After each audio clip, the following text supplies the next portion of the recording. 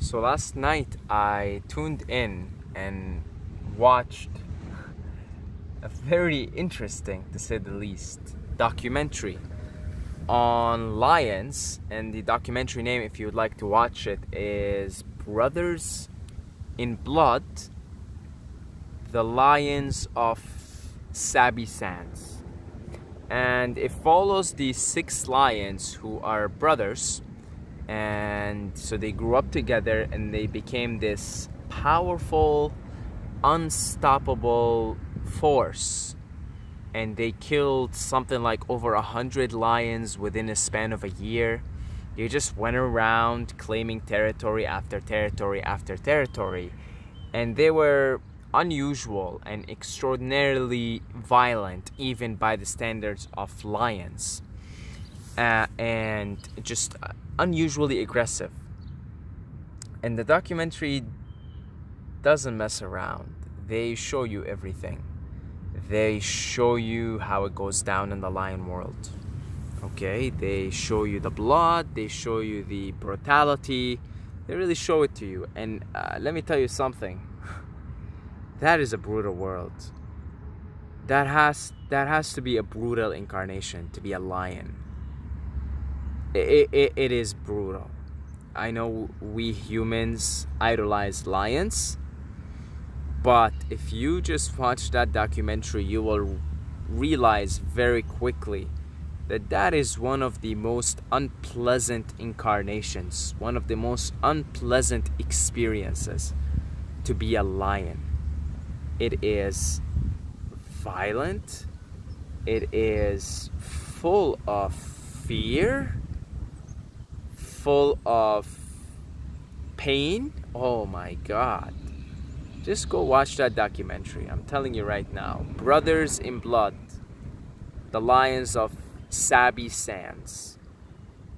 Okay, and I just couldn't get it out of my head.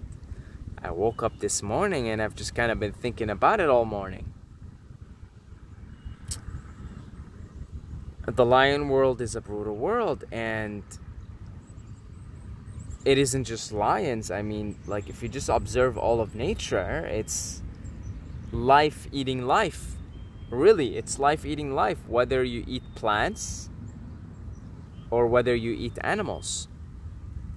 There are varying degrees of which, you know, the aggression and pain. The animal kingdom has a more evolved nervous system, so it feels pain more intensely. But that's not to say that plants don't feel pain neither. Okay, because they very well do, and I'll tell you a little story in a second. So now that brings me to the question, you know, if you observe nature, it's just life eating life. So that brings me to the question, is it morally and ethically wrong as a human being to kill an animal and eat an animal? Is it morally wrong? And the simple answer is no, it isn't. If you want to live in the God world, if you want to live in the Godhead, you basically have to forget about right and wrong altogether. You just have to just forget about it altogether. Okay, right and wrong in the Godhead do not exist. Rumi says in a poem, beyond good and evil there is a field, I will meet you there. So you really have to forget about right and wrong. So it is not wrong to kill an animal as a human being and to eat an animal. It isn't right neither. And instead of judging things from right and wrong, step back, become the observer, and then familiarize yourself, really familiarize yourself with the law of cause and effect, also known as karma.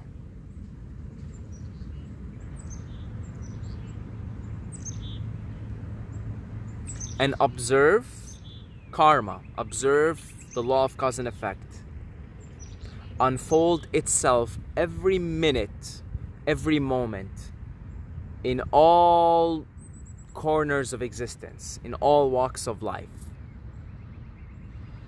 That's it. Because we're inside a simulation, we're inside a video game, a virtual reality. And if you build a game, you need a rule set to play by the game, right? My brother just got me Crash Nitro Racing Team, and you know, we just started playing yesterday. He just got it to me for my birthday, and you know, I'm kind of scared to play games because I have a history of addiction, and today's gonna be one of those days. I'm just gonna play Crash, you know. I'm kind of scared to go near game consoles, to be honest, because, you know, in the past I had these, you know, addictive tendencies. I mean, because I see everything as a game, so when I play a game and it's fun, I get all excited. You know, we started playing yesterday. I'm all excited to play it again, you know. Anyway, so for me to play that game, there's a certain rule set. For the game to exist, there needs to be a rule set by which the game operates. I can't play the game, you know, there needs to be maps and there needs to be certain rule sets. I can't just drive the car everywhere in the map. There's a certain track that I have to follow, and if I do certain things, I'll improve my ranking. If I do certain things, I'll end up, you know, in the later rankings. If I play the games in a certain way, I press the right buttons at the right time, I have a good chance of coming first. If I don't, and if I don't use my perks properly and in the right time, and if I don't really, you know, get to know the game more, I'll end up 8th. Usually there's eight players. And in the same way, this game, the simulator that we're in, has certain rule sets. And so that's why I say familiarize yourself with the law of cause and effect, with the law of karma, because that's how your progress is determined in the game. Okay, that's how your progress as a consciousness is determined. It's through your actions, your thoughts, your actions. Your thoughts create your actions, and that creates your karma. So karma then is the result of your thoughts and actions together. Thoughts and actions are one and the same. Thoughts come first, and then actions manifest. Actions are the consequence of thoughts, and so then on that basis, on that level, killing, this is a rule set, okay? Killing another sentient being is taking away their right to play, and that earns you negative points in the game. That's the rule, folks. I'm just laying out the rule set for you here. If you don't want to believe it, if you don't want to take it, fine. You don't have to, but it still operates that way. It is what it is. That's the way. That's the Tao. That's the way of things. If you kill another sentient being, and the more complex that other sentient being is, the heavier the karma. You see? So if you kill another sentient being, you get negative points for it. And karma doesn't care if you say, but I'm hungry and I have to kill that animal and eat that animal. Because that's just, you don't know the law. There's a saying, there's an Arabic old adage, Al-Qanun la yahmil al-mughaffalin, which means the law doesn't tolerate fools. That's a very powerful sentence, because you might say, but oh, I'm stuck in the middle of an island, or a middle of nowhere, middle of the wilderness, and I'm hungry, I'm starving, and I need something to eat, and I saw this buffalo and I needed to kill this buffalo. You know, I'm not doing it for fun, I needed to kill the buffalo. Well, here's what God says about this.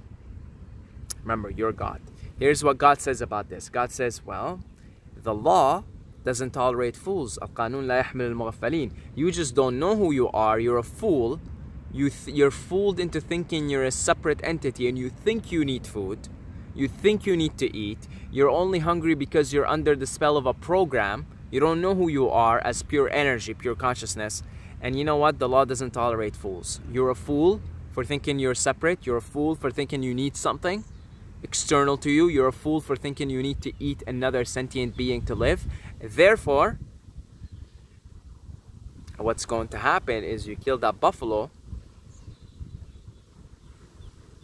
and that buffalo, unless that buffalo's consciousness forgives you, will come back in another life and will kill you in a different form. But that's also not good for the buffalo, because the buffalo didn't forgive. The buffalo still kills you, and then the cycle goes on. So in this lifetime, you kill the buffalo, you eat the buffalo. Buffalo now has the chance to forgive you, or buffalo comes back to you with vengeance in another lifetime. Maybe the life you incarnate next life as a buffalo, as a zebra, let's say, and then the buffalo incarnates as a lion. Now he goes after you in another lifetime. You're the zebra, he's the lion, kills you. Okay, now he kills you again. It's a whole different. It's the cycle goes on. Because again, the law, that's karma, that's law, cause and effect, does not tolerate fools. It doesn't care if you're a fool, if you're in ignorance. It really doesn't care. It's still going to act. It's still going to propel you. Everything's recorded in the Akashic records. Okay, so yeah, it's not right or wrong. You could. The very fact that you could, it means there's no right or wrong. Like you could just go kill that buffalo. You could just kill that deer. You could. There's no right or wrong. There's no judgment about it. But there are consequences. That gets recorded in the Akashic records. And then that's karma. You can't escape karma. You can't escape the law. You can't escape the law. You can't escape the law. You understand? So it's not right or wrong. Now, okay, what about plants, right? What about eating plants? What's up with that? Is that right or wrong? Are we killing something? Well, I'll tell you a little story. One time I dropped acid, and then I had some carrots in my fridge. I opened the fridge, I get the carrots out, I take out my knife, and I start cutting the carrot. And I just couldn't help but feel like I'm killing that carrot. I'm taking away its life force. Like it's a living thing, and here I am cutting it. You know, and I felt that the carrot's experiencing some level of pain. Maybe not to the level of, say, a lion killing a zebra, and you see this. You see this. Go watch some documentaries. You see the animals screaming and suffering. You know, animals are more complex life. But I still felt that at some level, the carrots are experiencing a form of pain here. I really felt it. I felt it. Now, does that mean I will come back and be a carrot, and the carrot will be a human being, and the carrot will kill me? I don't know. I don't know, because there are different consequences for different actions. You see? The only food that I can think of that is pretty much karma-less is fruits, because the trees offer the fruits. You see? So that seems to be the only food that you could eat and rest assured that there is little to no karma there. But even with vegetables, roots, you still gotta pull that root out of the earth, and I can't help it but think that, you know, when you do such a thing, you are exerting some form of pain on that sentient being. You see, again, not right or wrong, but I'm sure there are some consequences for that. You know, it's more, you could see it more easily with an animal, because, you know, yeah, again, you two will incarnate in different life and this, that. Now, okay, what about this? So I kill an animal versus I eat an animal. Is there different consequences to that? And the answer is yes. So if you do kill the animal directly, you have a personal one-on-one karma with that animal, and it just keeps happening until one of you lets go of it. And if you simply eat the animal, like you could go buy it from the grocery store and eat it, you have indirect karma. And how do you experience that indirect karma? Eat the animal, that's your karma. Because you will pick up on the adrenaline, you will pick up on the aggression, you will pick up on the pain and the suffering of that animal as it was killed. And it will register as information in your DNA. It will be stored inside of you, because you're basically like a biocomputer, essentially. You know, you're a hard drive, essentially, and you're putting in the software of an animal that suffered. Every animal suffers when they're killed. So you pick that up. Now you eat it one time, not the biggest deal, but if you're eating that every day, yeah, you're picking a lot of pain and suffering here, and it's getting stored inside your DNA. And that affects the way you behave, that affects your well-being, that makes you more aggressive, less pleasant to be around. It affects you. It really does. And the other part of it is the dis-ease that you're going to experience from eating meat. Okay, you're going to experience a lot of dis-ease. Not just mentally, not just spiritually, because it registers, but physically. You're going to have a lot of mucus. Meat in the human digestive tract takes 2 to 3 days to pass through. It rots in there. It creates mucus. It's death. You're putting death inside your body. Yeah, you're going to suffer in that way. You're going to be constipated. You're going to feel dehydrated. You're going to feel fatigued. It comes with, that's your karma right there. So maybe you don't have a personal one-on-one karma with that animal because you did not personally kill that animal, but then your karma is just that. And then you create this state of dis-ease in your body, and then you become a shittier person. You start to act in a disharmonious way. So you see, it's a cycle. So you're putting in this meat constantly in your body. You're kind of, you know, becoming a little bit more aggressive, and you just kind of more angry, and that creates karma, you know, with your day-to-day activities with people. And see, it's all connected. So that creates karma in other ways, with other human beings perhaps. Okay, so it's all connected. You see how it's all connected. So you don't necessarily have to have a one-on-one personal thing with that animal if you did not take the life of that animal, but you still gonna somehow be affected just through eating. But it's not right or wrong. It's not right or wrong. It's just the way it is. It's the way it is. It is what it is. That's the way. That's the Tao. I mean, look, I didn't make the rules. Not Saeed, but I'm God. So I made the rules. And I, as God, the God in me, I'm just simply laying out the rules for you. You're God also. So you created these rules. You know what I'm talking about. You know exactly what I'm talking about, actually. What am I saying? You know exactly what I'm saying is the truth. You know exactly what I'm saying is the way it is. You know. Because you created this. You set the rules. You said, well, okay, we need a game. We're playing a game here. Here's the rule set. Thou shalt not kill. Thou shalt not kill. That's the first commandment. Now, what they got wrong about it is thou shalt not kill, not just your fellow humans, but really sentient beings all around. Because there's some form of karma. Yes, even when you pull that carrot off the ground, there's some karma in there. I don't know exactly what it is. There's some karma in there, and perhaps it is, I mean, if you look, vegetables are difficult to digest, and they cause some digestive distress. And, you know, maybe that's the karma there. Maybe the karma is that, you know, you experience indigestion. You see, I mean, you know, vegetables are the cellulose. We don't have multiple stomachs like horses and cows and the true herbivores who eat grass, and, you know, they eat roots and vegetables. We don't have that.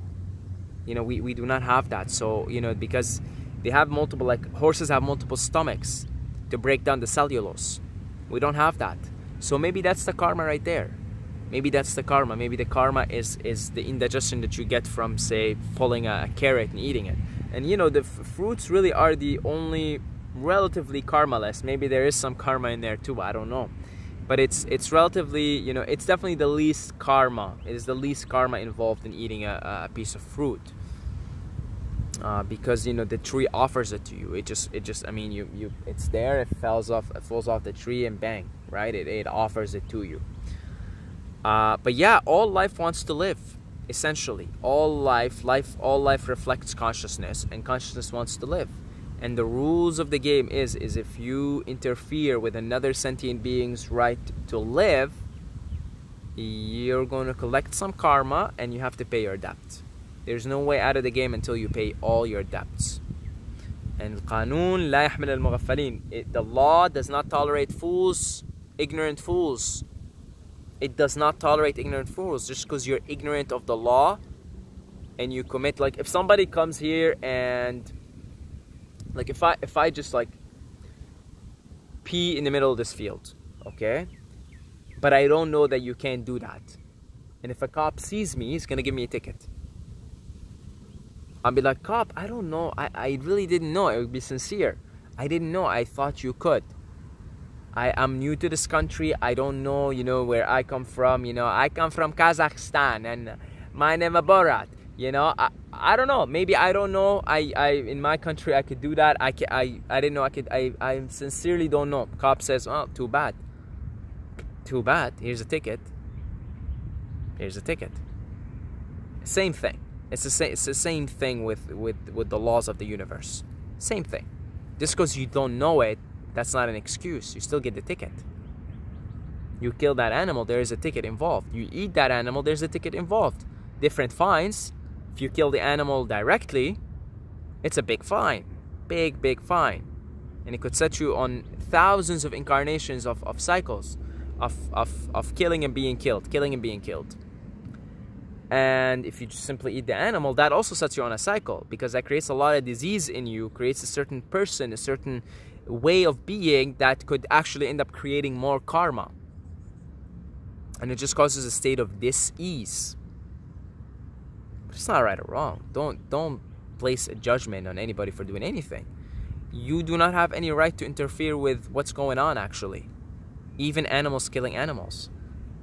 You know, and as I was watching the documentary, they said, you know, one of the people said, we can't interfere with this. And that was a very truthful statement. You can't interfere with this. These lions are sorting out karma between one another. It's pretty brutal. It's a brutal game, but I mean, that's, you designed it that way. But it's pretty brutal. It shows you that God has a twisted sense of play. You know, God really has a twisted sense of play. It's brutal, but it's true. You can't interfere. So you can't interfere with another being killing an animal. You know, you can't go up there and be like, you know, we're gonna take you to jail for this, or this and that. They're sorting out karma. That animal, that human being killing that deer and eating that deer. There's karma between that deer and the human being. And it's being carried out, and so you don't really interfere with it. You just do you, because you understand the laws of the universe, you understand how they work, and you don't want to end up last in the race. I mean, I started playing the game yesterday. First little bit, I was getting my ass kicked. I was like 8th and 7th, last 2 ranks. It's not good. And then I'm like, you know, okay, I'm gonna get my shit together here. Let me learn a little bit how to play this game, this and that. I started doing better after. Probably gonna do better today, because you understand the laws, how they work, and you just kind of do you. You just do you. Like, okay, all right. I guess if I keep eating these animals and I keep eating them, well, I'm gonna like end up 8th and 7th. I don't want that. Okay, I'd like to be, you know, 3rd, 2nd, 1st eventually. I always want to finish 1st. All right, so I'm not gonna do that. But you see these animals killing one another. These animals have karma. I mean, the animal realm is like the second worst as far as Buddhism is concerned. Like, you've got hell at the bottom, and then the second worst is animals. And if you observe the animal world, it's pretty brutal. Clearly, there's a lot of karma being sorted out there between these animals. And humans are clearly supposed to be, or designed, not supposed to be, but designed to be the caretakers of the planet. And we're not doing such a good job. Because a lot of us are behaving like these lions that I saw in the documentary yesterday. But that's also, you know, you don't have to be too concerned with that, because we are now coming out of the Kali Yuga, and we are now moving to a more enlightened state of consciousness. So we will see human beings take on the role of the caretakers. We're seeing more people wake up now, despite what may appear to you in day-to-day life. And humans really are quite different. It's definitely a much higher incarnation than a lion or, you know, another life form. Human being is a very high thing. Buddha said it's such a rare thing to be a human being, and it's such a precious thing to be a human being. It's such a precious thing. It's pretty high up on the ladder, folks. It's pretty precious, pretty high up on the ladder.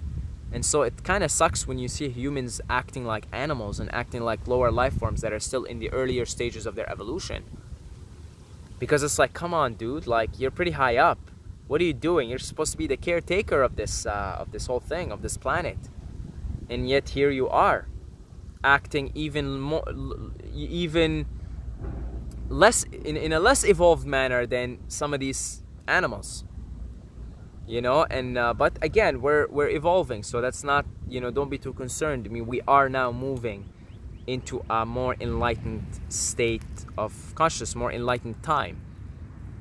Okay, so we're sort of finishing up with the Kali Yuga, so we're gonna see more human beings now act like the caretakers that they're supposed to be. And if we act like the caretakers, these animals will be more at ease, more at peace, and they'll sort of loosen up some of their you know, violent nature. Like take those lions, for example. Okay, take those lions. Now, how does it happen? How does reincarnation work? If I had, okay, for example, one of these lions, his name was Mr. T. He was like a really violent, like extraordinarily violent, from when he was like a little puppy, a little cub. Okay, now let's just suppose that let's suppose that that lion is Hitler. Okay, I know there's like a bit of a time difference here, but just bear with me. Now, Hitler had very violent tendencies. Okay, I mean, he killed millions and millions and millions of people. And he ended up committing suicide in a very, very fear-driven state. So here's what happens in that particular case. Hitler will sort of exit the game. He'll see the white, clear light. But he will be so confused, so scared, that he won't be able to recognize that that is the true nature of himself, of everything, the pure white light. And he'll get so confused, and his energy will propel him to take another violent incarnation, perhaps as that lion. You see, to fulfill his violent, because that's where his energy is. That's where his samskaras are at, in violence, in power. And so that's kind of how it happens. You see? And so those lions that I was watching yesterday, all I could think is, damn, they must have had some really violent incarnations that led them to be in here now, experiencing this. Go watch the documentary. It's brutal. It's brutal. I mean, lions are, the thing is, like in all across the animal kingdom, for the most part, animals use intimidation. They don't like to go one-on-one. They may lock horns, okay, but they won't go because they don't want to get hurt. So they just kind of size up each other, and then who's the bigger usually will become the dominant. But that's not with lions. Lions go at it. They fight to the death. And when you have like 4 lions surrounding one lion and they're gonna kill him, they destroy him savagely, like, oh.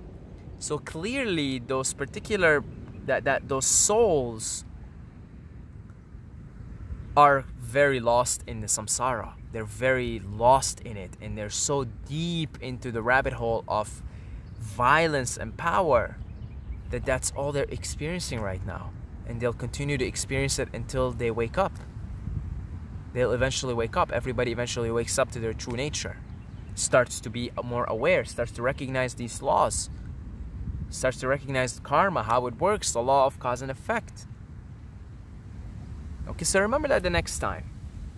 The universe is sorting itself out. Karma's everywhere. It's always, every moment, sorting itself out, playing itself out. Be wise about the whole thing, so that you don't judge. It's not a judgment. It's just a recognition of what is.